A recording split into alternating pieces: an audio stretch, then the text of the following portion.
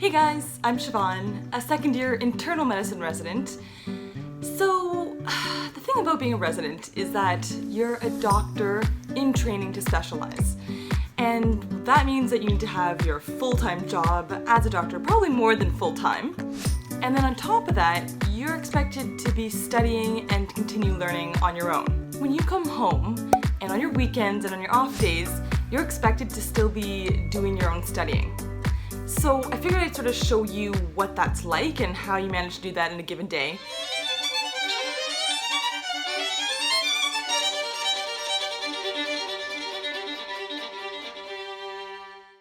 Studying is really on my mind right now. I've got a 2-day big exam coming up. But I can't just stay home and study. I've got to head to the hospital for a call shift tonight.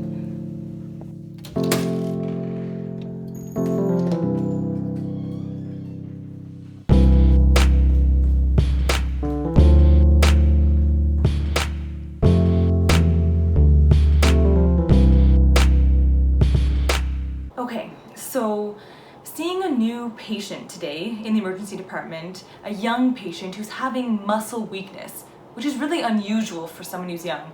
And when I'm seeing this patient, all sorts of possible causes are coming to mind, thinking about different hormone imbalances or thinking electrolyte things that can be going on, infections. And then there's this category of genetic causes, these rare genetic causes that I've never seen in my career, things that you've only learned about in medical school. And that's the time where I go to my phone and I look on something called Up to Date. And so I'm looking at the most up-to-date information to help me. So this is absolutely learning. It's helping in the moment when you've got a specific question, you can picture the patient and you're trying to answer it. That type of thing sticks in your mind when you look it up. It's crazy to think that whatever you learn in medical school is all you're gonna know. It's about continuing to learn, and that's a huge part of being a doctor. Finally heading home, I realized overnight that one of the big learning points is when you actually get to see people, how they present with an illness, and not just in the textbooks, because people don't actually present the way they do in textbooks. It's not perfect. Sometimes it kind of fits the diagnosis, but not quite, and that's where you gain experience. And in the morning, when you get to talk to your staff and ask them, do you agree with what I did? What do you think of this nuance? That's the real learning. So anyway, for now, I just need to go to sleep. No more studying at this point. All right, I am up. I've had some tea. I'm ready to do some more studying. So this exam is all about scenarios. So you literally stand outside a door, read a prompt, and then when you walk inside, there's a patient actor and there's an adjudicator. And you have to act as a doctor, show what you would do, and they judge you on that. The way I'm gonna be studying is actually pretending I'm in that scenario. So it's like a practice, kind of like as a violinist where I would practice before performance. All right, so let's imagine a scenario. So say the paper says 54-year-old man was climbing onto his roof and fell off the ladder. You have to go in and assess them. So, okay, picturing that I'm actually in this scenario, I'm reading the prompt. I imagine opening up the door, getting some Purell, washing my hands, introducing myself, going up to the patient, looking to see if they're stable. So I'm looking for a patient if they're in any acute distress, looking at their airway to see if they've got a patent airway, if they're gonna need any additional support for breathing, checking to see their actual breathing. Are they breathing spontaneously on their own? Looking for their oxygen saturation. Then I'm thinking about circulation. So I'm gonna ask, what's their blood pressure? What's their heart rate? Then I'm gonna see, are they on, do they have 2 large bore IVs? Get them hooked up to monitors, a monitored bed.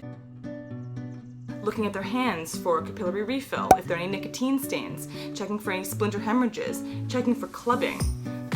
Okay, so it's now just about dinner time. I've done a couple of hours of good studying, and I can feel my brain starting to wander. I'm feeling a little bit antsy. So I just texted my friend Heather. She's preparing for the same exam, and she's also in internal medicine. The tough part is this exam is designed for all doctors across Canada, and it covers all the topics. So obstetrics, gynecology, emergency medicine, psychiatry, pediatrics, and for instance, for people like us in internal medicine, I haven't treated a kid in probably a year and a half, maybe more actually. So pediatrics, it feels like it's in the back of my head. We learned it all in medical school, so we're gonna get together and chat about all the peds material. But first, we've got to fuel up the brain and have a home-cooked meal at Heather's place before we start studying.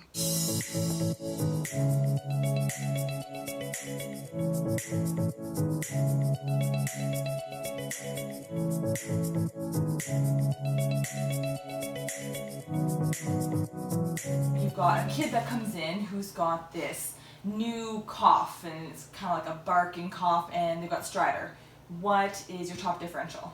Croup would be on the top of my list. Yes. Yeah, okay, perfect. Anything else we should be thinking about? A foreign body aspiration, like something come in, they have an allergy, so it's something like anaphylaxis, like a retropharyngeal abscess that's kind of closing in. Or maybe an epiglottitis. Epiglottitis, oh man, yeah, and that's the one with like the hot... I feel like we went through our list, right? Did we go through everything? I think we went through the main things we wanted to go through today, right? Yeah, we did pretty well. Okay, just got home. Man, that has been a productive day. Seriously, this is not a typical day, studying all day, you know. This is because the exam's coming up. Normally, of course, you're making time for the gym and friends and playing the violin and just, you know, relaxing as well. So this has been a bit of an exception. But it is so awesome to study with someone like Heather because we can have an environment where we can quiz each other in a way that's not competitive, and we can learn from each other that way. So I love working with her.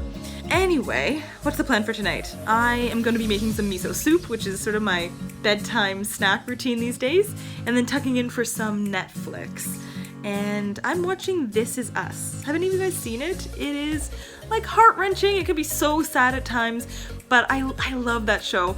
I'm also watching The Flash, which is your classic superhero show because it's sort of lighter and it's pretty happy, so I think I'll watch that tonight. Anyway, I'll be chatting with you guys next week. At that point, my exam will be done, thank goodness, and either it'll be a Q&A or it'll be one of the Code Blue video, both that I've been prepping, and I'm not sure which one it'll be next week. And yeah, don't forget to subscribe if you want to see that one, and otherwise, see you next week. Bye!